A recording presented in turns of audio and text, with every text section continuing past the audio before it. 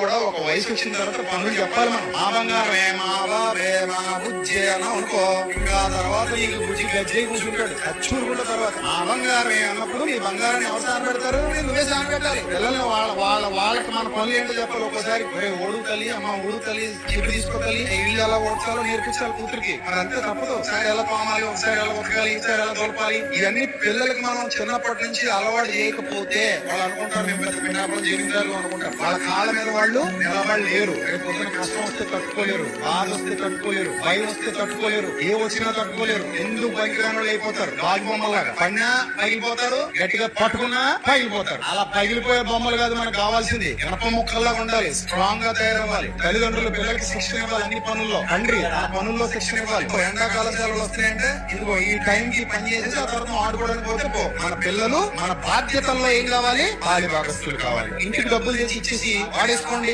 అనడం కాదు. ఆ డబ్బు ఎలా వస్తుందో కూడా పిల్లలకి చెప్పాలి. అది ఎలా ఖర్చు పెట్టాలో నేర్పించాలి. అది ఎంత కష్టపడితే వస్తుందో చెప్పాలి. మన కుటుంబం ఎలా నడుస్తుందో చెప్పాలి. వాళ్ళ విషయంలో ఎందుకంత తాపత్రయపడుతున్నాం, ఎందుకంత ఆశపడుతున్నాం, వాళ్ళు ఏ స్థితిలో చూడాలనుకుంటున్నాం కూడా చెప్పాలి. ఇవన్నీ పిల్లలకి చెబుతూ పెంచుతూ ఉంటే వాళ్ళు కూడా మనతో పాటు మన కార్యాచరణలో పాలిభాగం తీసుకుంటారు. లేదురా నీకు ఇస్తానే ఉంటా, నువ్వు వేసుకో ఎంజాయ్ చేసుకో అంటే ఆయనకి ఎప్పుడు నీకు దొరకదు. సో కుటుంబం మనకి అంత ఇంపార్టెంట్. మన కుటుంబంలో ప్రతి ఒక్కరికి బాధ్యతలు ఉన్నాయి. ఇందాక వీడియో పెట్టాను చూడు.